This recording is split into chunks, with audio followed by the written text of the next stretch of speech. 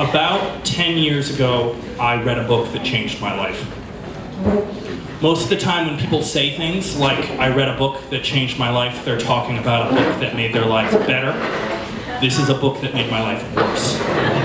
It's called The Painted Bird. It was written in 1965 by a man named Jerzy Kosinski. At the time, he claimed that it was a true story based on his childhood, which is a lie. It's a work of fiction. He also claimed to have actually written it, which is a lie because he plagiarized large portions of it. The book itself was actually banned in Poland for a while, partly because of some fairly valid concerns over anti-Semitism, but mostly because it's like 450 pages of some of the most graphic and misogynistic torture porn ever put to... This book is where trigger warnings go to die. It's awful. None of that's really important, though. What's important is the title, which comes from a character introduced fairly early in the novel, who is a recluse living on the edge of his village, who, for reasons that go completely unexplained, enjoys the catching of birds.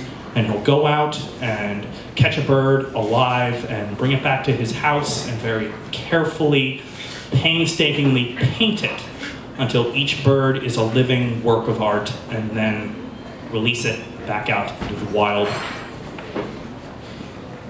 What he doesn't know or understand or particularly care about is that these birds, geese, crows, whatever, they're pack animals. They have to live in groups. It's the only way they know how to survive. So the bird tries to rejoin the flock, but it doesn't know that the other birds don't see it as a bird anymore. It's other.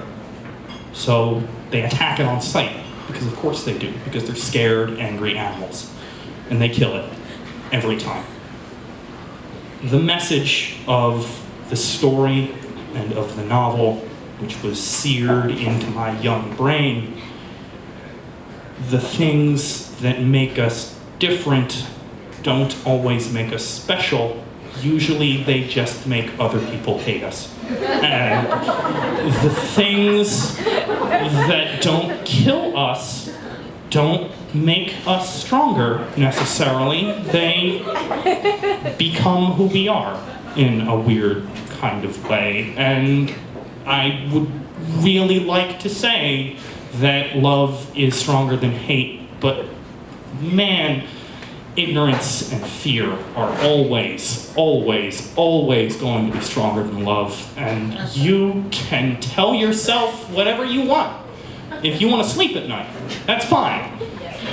But if I put a gun to your head and ask you how the way the world actually works, that's probably what you're going to say.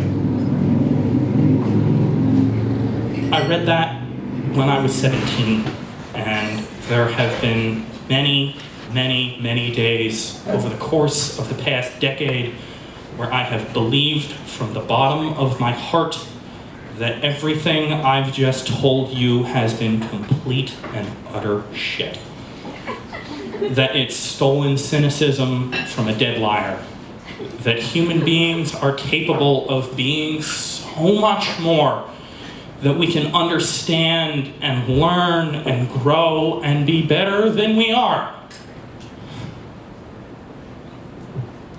Some days, I turn on the news and I see a guy walk into a nightclub in Orlando and kill 50 people. And I see assholes on Twitter sending death threats to feminists because they don't like particularly what they have to say about video games. And I see hatred and fear and anger completely consume an entire mainstream political party. Fuck!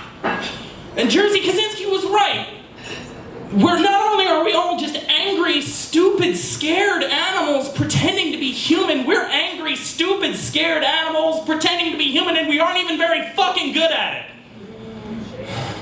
it.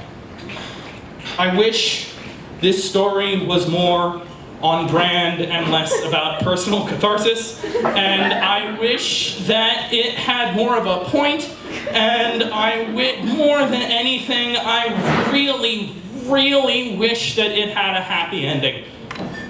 That's not how it works. That's not how maintaining optimism works. That's not how combating depression works. That's not how life works. It's a push-pull. Everything we do is a push-pull. And yeah, some days optimism wins. I would be lying to you if I said that some days nihilism doesn't also win. Thank you.